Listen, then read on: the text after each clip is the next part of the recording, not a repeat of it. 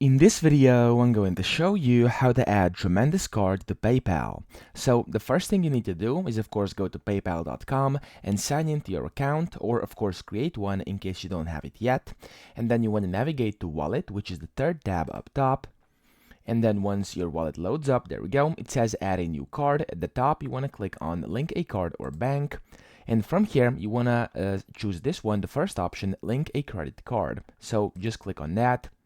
And then from here, as you can see, you'll have to put in your card number, your expiration date, your CVV, and then you of course will be able to basically see your address over here, etc. And you want to make sure all this is correct. Now, after you have this in here, of course, you will have to put in your details from the Tremendous card. You will have to click on link card, and then your card will be successfully linked and added to PayPal. But of course, once you're doing this, make sure you put in the correct information from your actual Tremendous card. So that's pretty much it. I hope this video helped you out. If it did, please subscribe to the channel and help me out as well.